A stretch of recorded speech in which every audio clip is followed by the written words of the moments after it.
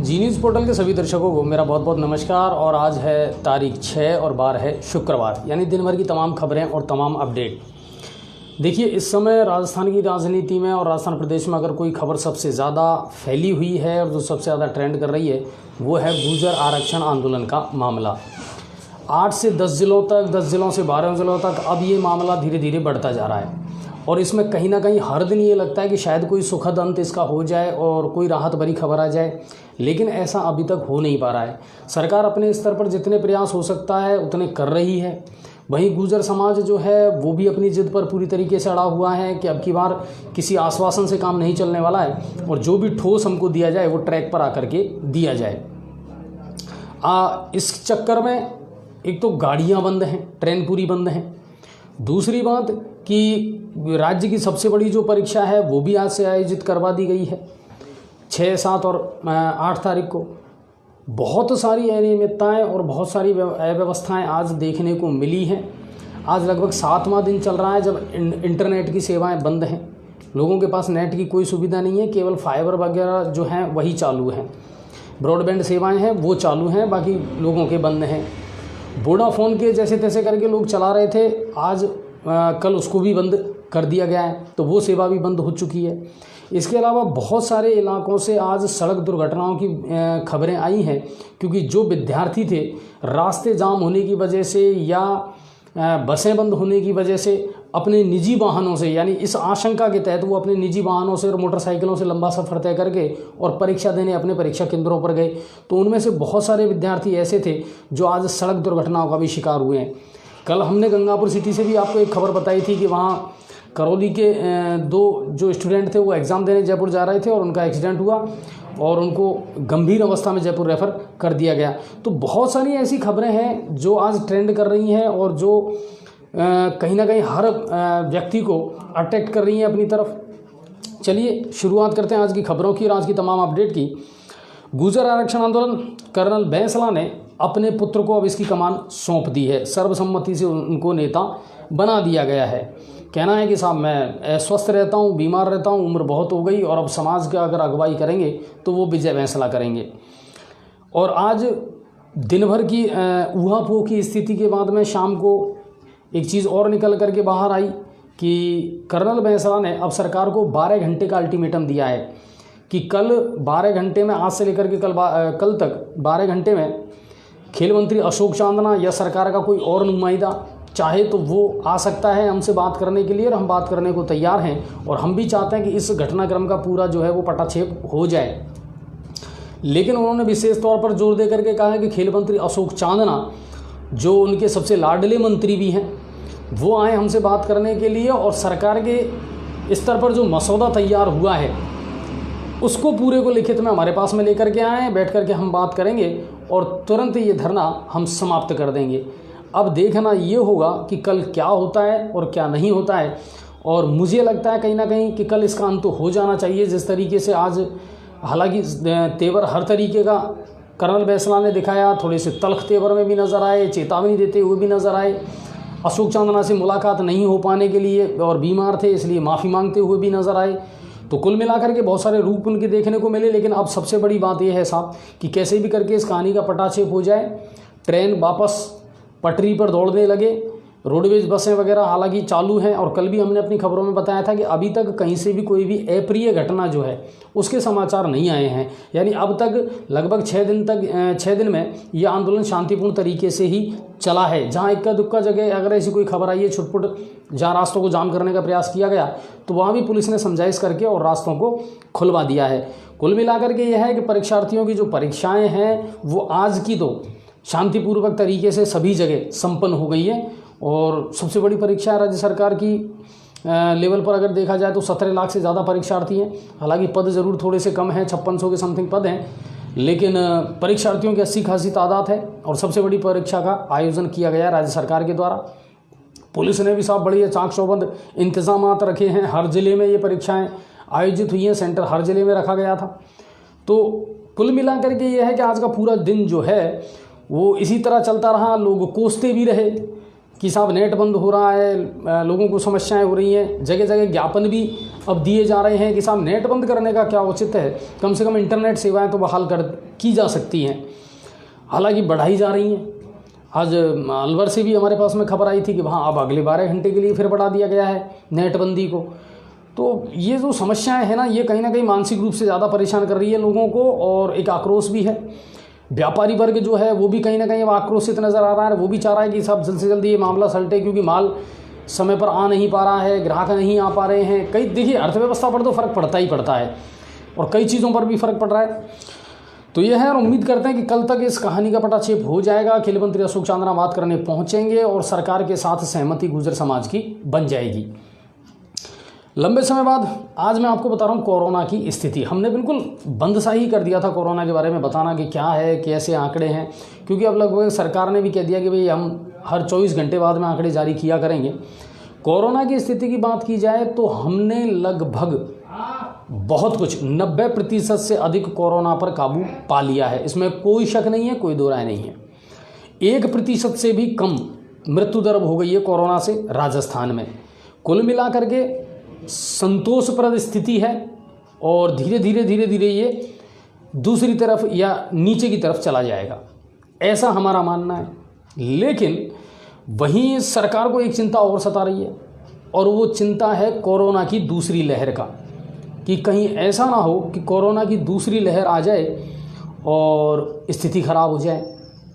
अभी तक ऐसा नहीं लगता।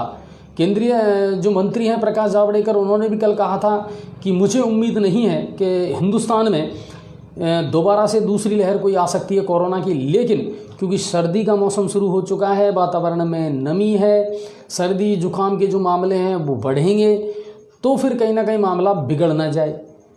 तो सबसे बड़ी बात जो है कि आप बिल्कुल बचे रह सकते हैं, और इस टाइम को कम से कम बहुत एहतियात के साथ गुजारने की आवश्यकता है, और उसमें सबसे कारगर सिद्ध हो रहा है केवल मास्क। याद रखिए, मास्क हर हाल में, भीड़ भाड़, जब भी आप घर से बाहर निकलें तो प्लीज़ मास्क का प्रयोग ज़रूर करें। कल पूर्व सभापति हरिप्रसाद बोहरा वो भी पॉजिटिव पाए गए थे, उनका भी अब होम आइसोलेट कर दिया गया है, उनको ट्रीटमेंट उनका जारी है। तो कुल मिलाकर के अपने आप को सर्दी के मौसम में बचाएं। लेकिन संतोषप्रद ये है कि 90% से ज़्यादा रिकवरी हो चुकी है, 1% से कम मृत्यु दर है, तो धीरे धीरे हम इसको ख़त्म कर देंगे। राज्य की आज सबसे बड़ी भर्ती परीक्षा का आयोजन हुआ, और वहीं पुलिस ने आज 11 फर्जी परीक्षार्थियों को भी गिरफ्तार किया है। ये जयपुर से समाचार हैं। ये बिहार के रहने वाले थे, और असली जो परीक्षार्थी है उनके स्थान पर परीक्षा देने आए थे। और इस तरह का जो मामला ये तो बहुत पहले से चलता आ रहा है कि बिहार से ज़्यादातर इस तरह के मामले आते हैं कि जब असली की जगह दूसरे परीक्षार्थी को मोटी रकम लेकर के बैठाया जाता है और परीक्षा में पास करने की गारंटी दी जाती है। तो आज एक ऐसे गिरोह का पर्दाफाश किया है। ये सभी बिहार के रहने वाले थे, और असली परीक्षार्थी की जगह परीक्षा देने आए थे। फ्लाइट से ये पहुँचे थे जयपुर के सोडाला क्षेत्र से बड़ा दर्दनाक हादसा हुआ साहब आज सुबह। और ये खबर हमारे पास हम जब देखी, हमारे पास वहाँ से वीडियो और फुटेज जब आए, तो वाकई में दिल दहलाने वाली घटना थी। पाली का रहने वाला एक युवक जब एग्ज़ाम देने आया था, कांस्टेबल भर्ती परीक्षा की एग्ज़ाम देने आया था आज जयपुर, तो ऑडी कार ने इतनी भीषण टक्कर मारी कि उस व्यक्ति का शरीर उछल करके 150 फुट दूर एक मकान की छत पर जाकर के गिरा, और उसका एक पैर कट करके बिल्कुल अलग हो गया। आप उम्मीद कर सकते हैं कि ऑडी कार उस समय कितनी स्पीड में होगी, कल्पना कर सकते हैं आप। और महिलाएं चला रही थी उस ऑडी कार को। नेहा सोनी नामक महिला थी जो उस कार को ड्राइव कर रही थी। इस मामले को लेकर के भी आज दिन भर खबर चलती रही कि वो इकलौता शख्स था, कांस्टेबल की परीक्षा देने आया था।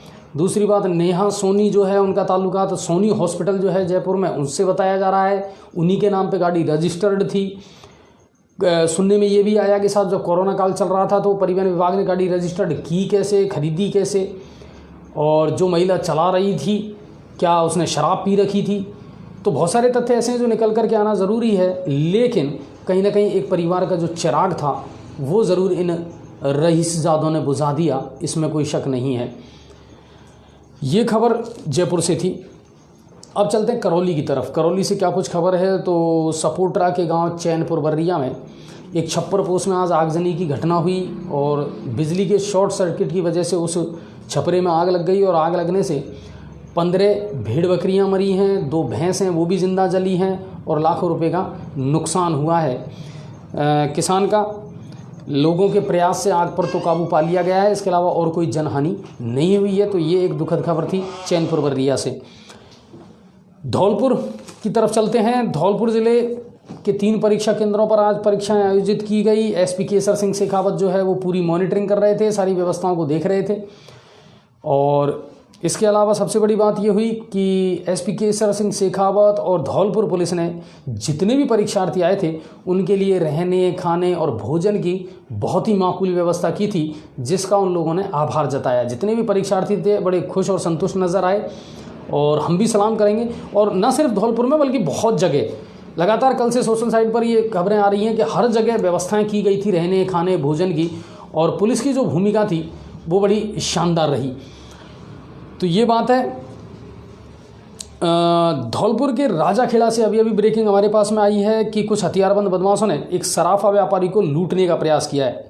राजाखेड़ा के गंज चौराहे की ये घटना है, जब दुकान बंद करके दुकानदार जा रहा था, ऐसे में कुछ हथियारबंद बदमाशों ने धावा बोला और कट्टे के बट से उनके सिर पर हमला भी किया, लेकिन वो कामयाब नहीं हो पाए और घायल व्यापारी को अस्पताल में भर्ती करवा दिया गया है। वहाँ इलाज जारी है और पुलिस मामले की तहकीकात कर रही है। ये धौलपुर के राजाखेड़ा से हमारे पास में खबर आई थी ब्रेकिंग के रूप में अभी। अब चलते हैं टोंक की तरफ। अवैध बजरी के खनन के खिलाफ देखिए लगातार कार्रवाई तो जारी है और सुप्रीम कोर्ट की जो एम्पावर्ड कमेटी आई थी वो भी यहाँ से निरीक्षण करके गई थी। वो उम्मीद करते हैं उन्होंने अपनी रिपोर्ट जो है वो सुप्रीम कोर्ट को दे दी होगी, वो निर्णय आना अभी बाकी है। लेकिन राजस्थान सरकार की बजरी के खनन के खिलाफ सख्त कार्रवाई जारी है। टोंक पुलिस ने आज बड़ा शानदार तरीका निकाला और उन्होंने बजरी खनन क्षेत्र जो था उसकी पूरी मॉनिटरिंग करवाई ड्रोन कैमरे से, और ड्रोन कैमरे से जितनी तस्वीरें मिली उसके आधार पर रणनीति बना करके और पुलिस ने चारों तरफ से जो बजरी खनन वाले माफिया थे उनको घेर लिया। इस दौरान पथराव की भी खबरें आई हैं कि पथराव भी किया गया। आखिर में आरएसी को बुलाना पड़ा और आरएसी को देख करके फिर वो वहाँ से भागने में तो कामयाब हुए, लेकिन पुलिस ने 34 तो ट्रैक्टर ट्रॉलियाँ और 9 बाइक जब्त की हैं। तो एक बड़ी कामयाबी को अंजाम दिया था आज टोंक पुलिस ने और आरएसी की मदद से, और इसमें मुख्य भूमिका निभाई एसपी ओम प्रकाश ने। अब चलते हैं गंगापुर सिटी की तरफ। गंगापुर सिटी से क्या कुछ बड़ी खबरें हैं, तो शनिदेव मंदिर के पास आज एक गाय को बचाने के चक्कर में 2 बाइक सवार घायल हो गए। दोनों गंगापुर के रहने वाले थे, कैलाश और सलाम, और बाटौदा में शायद टेलरिंग का काम करते थे और वहाँ से लौट रहे थे, तब उनके साथ ये दुर्घटना हुई। दोनों का इलाज जारी है सामान्य चिकित्सालय गंगापुर सिटी में। अब चलते हैं नांदोती की तरफ। नांदोती में डॉक्टर महेश मीणा हत्याकांड, उसमें धरना अभी भी जारी है, जबकि उनके भाई ने 29 तारीख से खाना पीना छोड़ रखा है। लगातार हम इस खबर को बताते आ रहे हैं और बड़े अफसोस की बात है कि अभी तक कोई कार्रवाई इस मामले में नहीं हुई, ना ही किसी ने वार्ता करने का प्रयास किया। लेकिन आज हमारे पास में वहाँ से खबर आई कि जो गंगापुर सिटी के पुलिस उपाधीक्षक है कालूराम मीना और टोडा भीम के जो पुलिस उपाधीक्षक है कमल राम, उन्होंने आज मुलाकात की है पीड़ित परिवार से, और कल शायद इस मामले में और वार्ता हो सकती है। और कल विधायक PR मीणा भी मौके पर पहुंचेंगे और मिलेंगे पीड़ित परिवार से। इस तरह की भी कुछ खबरें हमारे सूत्रों ने हमें दी है। देखिए सच क्या है गलत क्या है वे पुलिस जांच का विषय ज़रूर है, लेकिन कम से कम प्रशासन को इतनी संवेदनशीलता दिखानी चाहिए थी कि पीड़ित परिवार से मिलना चाहिए था। और जो व्यक्ति 29 तारीख से अनशन पर बैठा हुआ है, तो फिर तो कम से कम मानवता के नाते इस मामले को, वो लोग मांग क्या रहे हैं आपसे, सिर्फ यही तो है कि नामजद जो आरोपी हैं उनके खिलाफ कार्रवाई की जाए, और वो तो आपको करनी भी है साहब, आपकी ड्यूटी इसी बात की है। और इसमें सबसे चौंकाने वाला और अफसोसजनक जो तथ्य सामने आया वो ये आया कि इसके जांच अधिकारी थे जो DYSP हैं कमल राम जी, वो, और उन्होंने परिवार से कहा है कि साहब अगर आप संतुष्ट नहीं हैं तो आप जांच बदलवा लें, किसी और से करवा लें। एक जिम्मेदार अधिकारी जब इस तरह की बातें कहता है ना साहब, तो ये बड़ी बचकानी सी लगती हैं कि अगर इसी तरह हर पुलिस वाला या पुलिस अधिकारी ये कह देगा कि साहब आप किसी और से जांच करवा लें, बात ये नहीं है कि आप पे भरोसा नहीं है, बात ये है कि आपने पिछले 1 महीने में कोई कार्रवाई की ही नहीं नामजद आरोपियों के खिलाफ, तब आपकी जांच पर थोड़ा सा शक उठता है। तो उम्मीद करते हैं इस मामले का भी पटाक्षेप होगा और कल पीड़ित परिवार से मिलेंगे। हम भी कोशिश करेंगे वहाँ जाने का प्रयास ज़रूर करेंगे, लेकिन सबसे बड़ी समस्या ये है कि नेट बंद होने की वजह से ना तो हम कहीं से खबरें ले पा रहे हैं, ना दे पा रहे हैं, ना लाइव चला पा रहे हैं। पहले थोड़ी बहुत कोशिश ज़रूर की थी, ऑफिस में ज़रूर नेट है, लेकिन उसके बाद बाहर ज़्यादा उतनी सुविधाएं नहीं हैं, तो हम बहुत सारी लाइव खबरें नहीं दिखा पा रहे हैं। तो यह है कि कल इस खबर पर हमारी नज़र ज़रूर बनी रहेगी और उम्मीद करते हैं कि कहीं ना कहीं पीड़ित परिवार को इंसाफ ज़रूर मिलेगा इस मामले में। अब बात करते हैं मुद्दों की कि साहब कौन कौन सी चीज़ें हैं जो इस समय लोगों को परेशान कर रही है, और कुछ चीज़ें ऐसी हैं जो लोगों में सुख की अनुभूति करवा रही है, प्रसन्नता की अनुभूति करवा रही है। सबसे बड़ी टेंशन गुर्जर आरक्षण आंदोलन के चलते नेट बंद होने से बहुत सारी समस्याएं आ रही हैं, और सबसे बड़ी समस्या आ रही है कि ऑनलाइन क्लासें बंद हैं। बात ये उठती है कि निजी शिक्षण संस्थानों ने कल से हड़ताल कर दी है, तो नेट बंद तो ऑनलाइन क्लास तो वैसे भी बंद हो गई है, तो वो चल नहीं रही है बच्चों की। लेकिन बहुत सारे काम ऐसे हैं ऑफिशियल जो रुके पड़े हैं। सबसे बड़ी समस्या जो झेल रहे हैं वो इस समय वो लोग झेल रहे हैं जो वर्क फ्रॉम होम कर रहे थे अपनी कंपनी के लिए, या प्राइवेट सेक्टर में जो बंदे काम करने वाले हैं, वो लैपटॉप की मदद से, कंप्यूटर की मदद से अपना काम कर रहे थे। उनका काम पूरी तरीके से ठप हो चुका है। और इस बीच कहीं ना कहीं बल्ले बल्ले हो गई उन कंपनियों की जो इस समय ब्रॉडबैंड सेवा अवेलेबल करवा रही है। लोग तेज़ी से कनेक्शन करवा रहे हैं, घर तक वायर पहुंच रहे हैं, और कुल मिलाकर के ये है कि अब वो अपना जुगाड़ तो कैसे न कैसे करें बेचारे, ताकि उनका काम चलता रहे।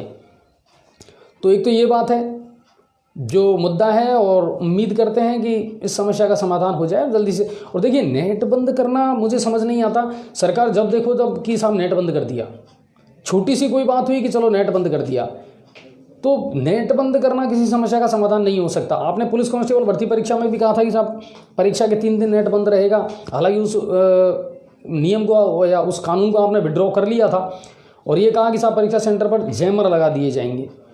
तो ये किया जा सकता है, ये एक विकल्प हो सकता है, लेकिन सभी के नेट बंद कर देना। कल से लगातार ज्ञापन दिए जा रहे हैं, कल से लगातार अपील की जा रही है, लेकिन उसके बावजूद भी अभी तक इस स्थिति में सुधार नहीं हुआ है और लोगों को विकट समस्याओं का सामना करना पड़ रहा है। बात आती है सड़क दुर्घटनाओं की। सर आज, कल और परसों, देखिए आज कांस्टेबल भर्ती परीक्षा थी, कल भी है और परसों भी रहेगी, और लोग अपने सेंटर पर, क्योंकि साधन कई जगह बंद हैं, आशंकाओं के चलते लोग अपने वाहनों से जाने का प्रयास कर रहे हैं। स्पेशली जो विद्यार्थी हैं वो मोटरसाइकिलों से और बाइक से जा रहे हैं। तो प्लीज़ आप हड़बड़ाहट ना करें, जल्दीबाजी में दुर्घटना का शिकार ना हो, हेलमेट का प्रयोग ज़रूर करें साहब। और लिखा रहता है ना कि दुर्घटना से देर भली, तो ऐसा नहीं है। हालांकि बाउंडेशन ये है कि साहब 2 घंटे पहले आपको पहुंचना पड़ेगा, और एंट्री जो है वो 30 मिनट पहले ही दी जाएगी, उसके बाद नहीं दी जाएगी। तो उस हड़बड़ाहट में ऐसी गलतियां ना करें सर। आपकी जान की कीमत सबसे ज़्यादा है। ज़िंदगी में इम्तिहान तो शायद और दे लेंगे, पर जब जान ही नहीं रहेगी तो फिर इम्तिहान दोगे कैसा। तो वो बात है। तो सड़क दुर्घटनाएं जो हैं वो ज़्यादा आज सुनने को मिली हैं, देखने को मिली हैं, जिनसे हम क्षुब्ध हुए हैं। तो मेरी यही एडवाइस है जितने भी स्टूडेंट एग्ज़ाम देने जा रहे हैं कि प्लीज़ आप अपनी सुरक्षा का ख्याल ज़रूर रखें, और उम्मीद करते हैं कि कल 1-2 जो ये घटनाक्रम है इनका सुखद अंत हो जाएगा। चेतावनी के साथ साथ कहीं ना कहीं पोलाइटली और थोड़ी सी कूलनेस दिखाई है वहाँ पर। और कोई खबर हो रही है?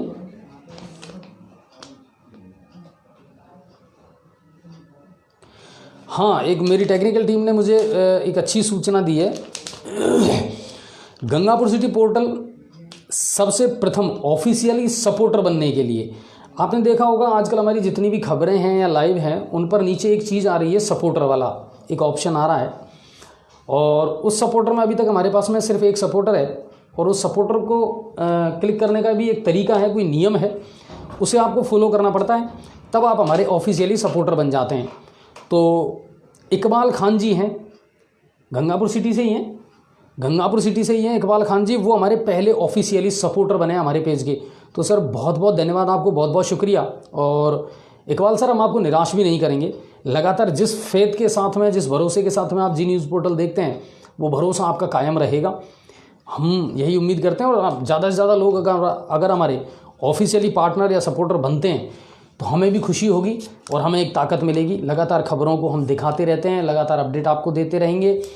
पल पल की खबरें हैं। हालांकि हमको मालूम है नेट बंद होने से हमारे बहुत सारे दर्शक हैं जो लगातार हमें फ़ोन करते हैं, सर नेट बंद है, हमारे काम रुक गए, कोई दिक्कत नहीं है, लेकिन सबसे बड़ी समस्या ये है कि हम अनछुए पहलू नहीं देख पा रहे हैं और दिन भर की जो तमाम अपडेट है वो आपकी नहीं देख पा रहे हैं। तो सर हमें भी अफसोस है इस बात का कि हमारे बहुत सारे फैंस हैं जिन तक हम नहीं पहुंच पा रहे हैं, लेकिन उसके बावजूद भी हमसे बहुत सारे अच्छे और नए फैंस भी जुड़े हैं। तो उन सभी का भी बहुत बहुत शुक्रिया। लोगों की जो देखने की रीच है वो भी अब हमारी आउट ऑफ वर्ल्ड ज़्यादा हुई है, आउट ऑफ कंट्री ज़्यादा हुई है। तो लोग हर जगह से देख रहे हैं, सराहना कर रहे हैं, कमेंट्स डाल रहे हैं। तो आप सभी का बहुत बहुत शुक्रिया। और एक ब्रजेश जी हैं, ब्रजेश मीना, जो लगातार पाचना बांध को लेकर के और छोटी उदय की पानी की समस्याओं को लेकर के बहुत ज़्यादा कमेंट करते आ रहे हैं हर तरह से। ब्रजेश सर आप हमें कॉल करें कल हो सके तो एक बार, ताकि हम आपसे मिलना चाहेंगे और आपको हम अपनी लाइव डिबेट में लेना ज़रूर चाहेंगे कि आपकी जो समस्याएं हैं उनका बिल्कुल हम खुल करके बात करें और कोशिश करें। लेकिन प्लीज़ आपसे एक रिक्वेस्ट ज़रूर है, हमारे जितने भी दर्शक हैं, अगर आप किसी कमेंट्स को बार बार रिपीट करेंगे तो फेसबुक आपको परमानेंटली बैन कर देगा। ये हमारे पेज का एक टेक्निकल इशू है जिसके बारे में मैं पहले भी दर्शकों को बता चुका हूँ और फिर बता रहा हूँ। फिर आपका हमसे जुड़ना बहुत मुश्किल हो जाएगा। तो एक ही कमेंट को बार बार रिपीट ना करें, वरना आप बैन हो जाओगे सर, और हम अपने किसी भी दर्शक को खोना नहीं चाहते। तो आप सभी का बहुत बहुत शुक्रिया। और कल शनिवार है, कल है वीकेंड, और कल रात 9 बजे राज्यसभा सांसद डॉक्टर किरोड़ी लाल मीना से एक खास मुलाकात आपकी हम करवाएंगे ज़रूर। तो उसे देखना ना भूलिए, कल ज़रूर देखें उसको, और इसे हम रिपीट भी करेंगे ताकि हमारे मैक्सिमम जो दर्शक हैं वो उसे देख सकें। तो आप सभी का बहुत बहुत धन्यवाद, शुक्रिया। जय हिंद और जय भारत।